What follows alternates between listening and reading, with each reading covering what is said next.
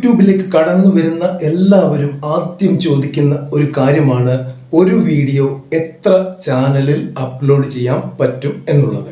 എത്ര ചാനലിൽ വേണമെങ്കിലും അപ്ലോഡ് ചെയ്യാം. അപ്പോൾ നമ്മളുടെ വീഡിയോ ക്ലാസ്സുകൾ തുടങ്ങിയതാണ്. വളരെ നാരോ ആയിട്ടുള്ള റെസ്പോൺസ് ആണ് നമുക്ക് ലഭിച്ചുകൊണ്ടിരിക്കുന്നത്. നമ്മളോട് യൂട്യൂബ് ചാനൽ ഇതിനു വേണ്ടി തുടങ്ങണം എന്ന് പറഞ്ഞ ആളുകൾ പോലും ഇങ്ങോട്ട് വന്നിട്ടില്ല. വന്നിരുന്നെങ്കിൽ അവർ ആ വീഡിയോകൾ കണ്ടേനെ, അതനുസരിച്ച് അവർ കമന്റ് ചെയ്തേനെ. എങ്കിലും കുഴപ്പമില്ല, നമ്മളൊരു കാര്യം ഏറ്റെടുത്തു, അത് നമ്മൾ മുമ്പോട്ട് കൊണ്ടുപോകുക തന്നെ ചെയ്യും. നിങ്ങൾക്ക് പഠിക്കാൻ താല്പര്യമുണ്ടെങ്കിൽ തീർച്ചയായിട്ടും ഈ വീഡിയോകൾ ഫോളോ ചെയ്യുക.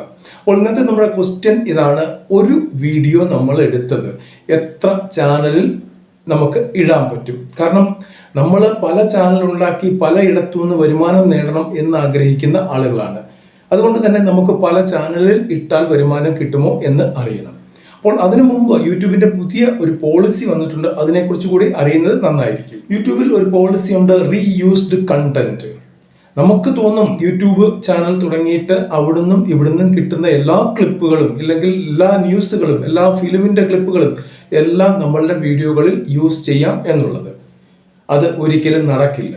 പകരം അതിന് ഫെയർ യൂസ് പോളിസി ഉണ്ട്. അതിൽ നമുക്ക് ഇത്ര ലിമിറ്റ് ഉണ്ട്, ഒരു 15 സെക്കൻഡ് വരെയൊക്കെയുള്ള കട്ടിങ്സ് നമുക്ക് വേണമെങ്കിൽ ഉപയോഗിക്കാം. ആ കട്ടിങ്സ് ഉപയോഗിക്കുമ്പോഴും നമ്മളുടെ എന്തെങ്കിലും ഇൻപുട്ട് അതിനകത്തുണ്ടായിരിക്കണം. അതായത് ന്യൂസിന്റെ പാർട്ട് ആണെങ്കിൽ പോലും അത് കട്ട് ചെയ്ത് അവർ പറയുന്നത് എടുത്ത് ഉപയോഗിച്ചാലും നമ്മളുടെ ഒരു വോയിസ് ഓവർ എങ്കിലും അവിടെ ഉണ്ടായിരിക്കണം. അതർവൈസ് അത് റീയൂസ്ഡ് കണ്ടന്റ് പോളിസിയിൽ വരും. അതോടുകൂടി നമ്മളുടെ മോണിറ്റൈസ് ആയ ചാനൽ ഉണ്ടെങ്കിൽ അതും കൂടെ മോണിറ്റൈസ് ഡീമോണിറ്റൈസ് ചെയ്ത് കളയും. ഒരു ചോദ്യവും ഇല്ല, ഒരു ഉത്തരവും ഇല്ല, ഒരു പറച്ചിലുമില്ല, ആർക്കും കൊടിയും പിടിക്കണ്ട. നമ്മളെ സർക്കാരുകൾ അങ്ങനെ ചെയ്താലുടനെ നമ്മൾ കൊടി പിടിക്കാൻ ചെല്ലും. പക്ഷേ ഇതിനകത്ത് ഒന്നും ചെയ്യാൻ പറ്റത്തില്ല. കുത്തിയിരുന്ന് കരയുക എന്ന് മാത്രമേ ചെയ്യാൻ പറ്റത്തുള്ളൂ. പിന്നെ അപ്പീൽ ചെയ്യാം. അപ്പീൽ ചെയ്ത് അവർക്കത് തോന്നിയാൽ, അവർക്ക് കൃത്യമാണ് എന്ന് തോന്നിയാൽ അവർക്ക് ഒരു പക്ഷെ തിരിച്ചു തരാൻ അവർക്ക് മാത്രമേ കഴിയൂ. അപ്പോൾ അതുകൊണ്ട് ഇത്തരത്തിൽ യൂട്യൂബ് ഉണ്ടാക്കി, അല്ലെങ്കിൽ യൂട്യൂബ് ചാനൽ ഉണ്ടാക്കി അതിലൂടെ വരുമാനം നേടണമെന്ന് ആഗ്രഹിക്കുന്ന ആരെങ്കിലും ഇത് കാണുന്നുണ്ടെങ്കിൽ അവർ മറ്റൊരാളുടെ ഒരു വീഡിയോയും എടുക്കാതിരിക്കുക. ഇനി നമ്മളുടെ വീഡിയോ, നമ്മൾ ഒരു പ്രാവശ്യം ഇട്ട വീഡിയോ പലപ്പോഴും നമ്മൾ ചെയ്യാറുണ്ട്. നമ്മൾ ഒരു പ്രാവശ്യം ഇട്ട വീഡിയോ വീണ്ടും കാണിക്കുന്ന ഒരു പരിപാടിയുണ്ട്. അപ്പോൾ അവിടെയും ചില പ്രശ്നങ്ങളുണ്ട്. നമ്മൾ ഒന്ന് യൂട്യൂബിൽ ഇട്ട വീഡിയോ ആണെങ്കിൽ അത് അതേപടി എടുത്ത് വീണ്ടും ഇട്ട് കഴിഞ്ഞാൽ അപ്പോഴും റീയൂസ് പോളിസിയിൽ വരുന്നതാണ്. പകരം നമുക്ക് അതിൻ്റെ വീഡിയോ വേണമെങ്കിൽ ഉപയോഗിക്കാം. നമ്മളുടെ ഓഡിയോ അതിൽ നിന്ന് മാറ്റിയിട്ട് നമുക്ക് ഓഡിയോ വേറെ കൊടുക്കുകയാണെങ്കിൽ ഒരു പക്ഷേ ഉപയോഗിക്കാൻ പറ്റും. അത്ര കണ്ട് പ്രശ്നം ഉണ്ടാവില്ല. എന്നാൽ നമ്മൾ വീഡിയോ ഉപയോഗിക്കാതെ ആ ഓഡിയോ അതേ രീതിയിൽ ഉപയോഗിച്ച് മറ്റൊരു വീഡിയോ ആണ് ചെയ്യുന്നതെങ്കിൽ പോലും പ്രശ്നമാണ്. ഓഡിയോയ്ക്കാണ് ഏറ്റവും കൂടുതൽ പ്രശ്നം ഇതിൽ ഉണ്ടാകാൻ പോകുന്നത്. അപ്പോൾ അത്തരത്തിലുള്ള കാര്യങ്ങളൊന്നും ചെയ്യാതിരിക്കുക. നമ്മൾ യൂട്യൂബ് ചാനൽ ഉണ്ടാക്കാൻ ഇതുവരെ പഠിപ്പിച്ചില്ല. കാരണം മറ്റൊന്നുമല്ല, ഇങ്ങനെയുള്ള ചെറിയ കാര്യങ്ങൾ മനസ്സിലാക്കിക്കൊണ്ട് മുമ്പോട്ട് പോകുന്നതായിരിക്കും നല്ലത്. ആദ്യമേ തന്നെ സ്വപ്ന കൊട്ടാരം കെട്ടാതെ കാര്യങ്ങൾ കൃത്യമായിട്ട് ഗ്രഹിച്ച് മുമ്പോട്ട് പോയി കഴിഞ്ഞാൽ നിങ്ങൾ പക്ക ഇതിൽ നിലനിൽക്കുക തന്നെ ചെയ്യും. അപ്പോൾ നമുക്ക് ഒരു വീഡിയോ എത്ര ഇടങ്ങളിൽ ഇടാം എന്ന് നോക്കാം. നമ്മളൊരു വീഡിയോ ചെയ്തു, ഒരു 5 മിനിറ്റിന്റെ വീഡിയോ ചെയ്തു. ഓക്കെ, നമ്മളുടെ ഒരു ചാനലുണ്ട്, അതിൽ നമ്മൾ ഇട്ടു. അതിനകത്ത് വ്യൂസ് കുറവാണ്. അപ്പോൾ നമ്മൾ ചിന്തിക്കുന്നത് എന്താണ്? ഇതിനകത്ത് വ്യൂസ് കുറവാണ്, എന്നാൽ ഒരു ചാനലൂടെ ഉണ്ടാക്കിയിട്ട് അതിലൂടെ ഇട്ടേക്കാം. ഓക്കെ, അവിടെയും ഒന്നും കിട്ടുന്നില്ല എങ്കിൽ മൂന്നാമത്തെ ചാനൽ ഉണ്ടാക്കി നമ്മൾ അവിടെയും ഇടും. കാരണം നമ്മൾ ചാനൽ ഉണ്ടാക്കാൻ പഠിച്ചു കഴിഞ്ഞു. അപ്പോൾ ഇവിടെ വരുന്നത്, ആദ്യത്തെ ചാനലിൽ വന്ന അതേ സാധനം രണ്ടാമത്തെ ചാനലിൽ ഇടുമ്പോൾ റീയൂസ്ഡ് പോളിസിയുടെ അണ്ടറിൽ അത് വന്നു കഴിഞ്ഞു. മൂന്നാമത്തെ ചാനലിൽ ഇടുമ്പോൾ വീണ്ടും അതേ കാറ്റഗറിയിൽ വന്നു കഴിഞ്ഞു. അപ്പോൾ നമ്മൾ വേറൊരു കാര്യം പറയാം.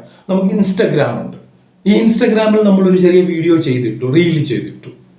ആ റീല്, നമ്മളുടെ റീല് റീച്ചായോ ഇല്ലയോ എന്നുള്ളത് വേറൊരു കാര്യം. റീച്ച് ആകുന്നില്ല, നമുക്കെന്നാൽ അത് യൂട്യൂബിൽ പോസ്റ്റ് ചെയ്തേക്കാം എന്ന് നമ്മൾ കരുതുകയാണ്. കുറച്ച് ദിവസത്തിന് ശേഷം ഓക്കെ, നമ്മളത് ഡയറക്റ്റ് എടുത്ത് യൂട്യൂബിൽ പോസ്റ്റ് ചെയ്യുകയാണ്. ഒരു പക്ഷേ അതിലും റീയൂസ്ഡ് കണ്ടന്റ് പോളിസി അപ്ലൈ ആകാവുന്നതാണ്.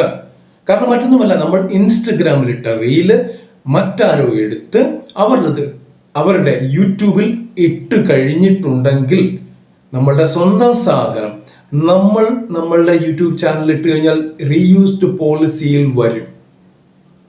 അപ്പോൾ അതുകൊണ്ട് നമുക്ക് ഒരു വീഡിയോ എടുത്തു കഴിഞ്ഞാൽ നമുക്കാണെങ്കിൽ പോലും ഒറ്റത്തവണ ഒരിടത്തെ ഉപയോഗിക്കാൻ പറ്റത്തുള്ളൂ, ഒരൊറ്റ ചാനലിൽ ഇടാൻ പറ്റത്തുള്ളൂ.